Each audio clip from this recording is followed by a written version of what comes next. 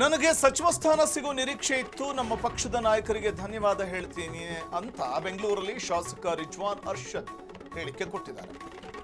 ನಾನು ಯುವಕರ ಪರವಾಗಿ ಧ್ವನಿ ಎತ್ತುತ್ತೇನೆ ಅಂದಿದ್ದಾರೆ. ಪಕ್ಷದ ನಿಷ್ಠೆಯನ್ನ ಎತ್ತಿ ಹಿಡಿತೇನೆ ಅಂತ ಹೇಳಿದ್ದಾರೆ.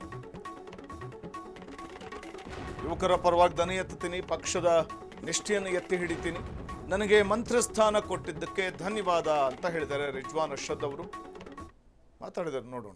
ನಾನು ನಮ್ಮ ಪಕ್ಷದ ಹಿರಿಯ ನಾಯಕರಿಗೆ, ವಿಶೇಷವಾಗಿ ನಮ್ಮೆಲ್ಲರ ನಾಯಕರಾದಂತ ರಾಹುಲ್ ಗಾಂಧಿರವರಿಗೆ ಮತ್ತೆ ಕಾಂಗ್ರೆಸ್ ಪಕ್ಷದ ಅಧ್ಯಕ್ಷರಾದಂತ ಸನ್ಮಾನ್ಯ ಮಲ್ಲಿಕಾರ್ಜುನ್ ಖರ್ಗೆ ಸಾಹೇಬರಿಗೆ, ನಮ್ಮ ಮುಖ್ಯಮಂತ್ರಿಗಳಾದಂತ ಡಿ.ಕೆ. ಶಿವಕುಮಾರ್ ಅವರಿಗೆ ಮತ್ತೆ ವಿಶೇಷವಾಗಿ ನಮ್ಮ ನಾಯಕರಾದಂತ ಮಾರ್ಗದರ್ಶಕರಾದಂತ ಸನ್ಮಾನ್ಯ ಸಿದ್ದರಾಮಯ್ಯ ಸಾಹೇಬರಿಗೆ ಧನ್ಯವಾದಗಳನ್ನು ನಾನು ಹೇಳಕ್ ಬಯಸ್ತೇನೆ. ಇವತ್ತು ನನ್ನನ್ನು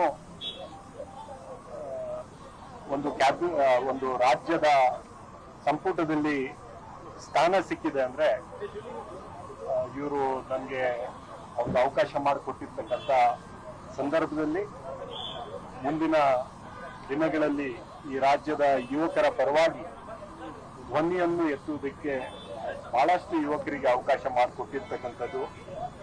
ನಾನು ನಮ್ಮ ಪಕ್ಷದ ಎಲ್ಲ ನಾಯಕರಿಗೆ ಧನ್ಯವಾದಗಳನ್ನು ಹೇಳಿ, ನನ್ನಂತ ಒಬ್ಬ ಸಾಮಾನ್ಯ ಕಾರ್ಯಕರ್ತ, NSUI ಯುವ ಕಾಂಗ್ರೆಸ್ಸಿನ ಮುಖಾಂತರ ಬಂದಿರತಕ್ಕಂತ ಕಾರ್ಯಕರ್ತ, ಪಕ್ಷದ ನಿಷ್ಠೆಯನ್ನು ಎತ್ತಿ ಹಿಡಿದು ಸದಾಕಾಲ ಪಕ್ಷದ ಜವಾಬ್ದಾರಿಯನ್ನು ಸಕ್ರಿಯವಾಗಿ ನಿಭಾಯಿಸಿರ್ತಕ್ಕಂಥ ನನ್ನಂತ ಒಬ್ಬ ಕಾರ್ಯಕರ್ತನಿಗೆ ಜವಾಬ್ದಾರಿ ಕೊಟ್ಟಿರ್ತಕ್ಕಂಥದ್ದು.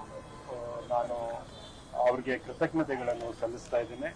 ಸಿದ್ದರಾಮಯ್ಯನವ್ರಿಗೆ ಮತ್ತೆ ಡಿ.ಕೆ. ಶಿವಕುಮಾರ್ ಅವರಿಗೆ ಮತ್ತೆ ನಾನು ಧನ್ಯವಾದಗಳನ್ನು ಹೇಳುತ್ತಾ ಇದ್ದೇನೆ.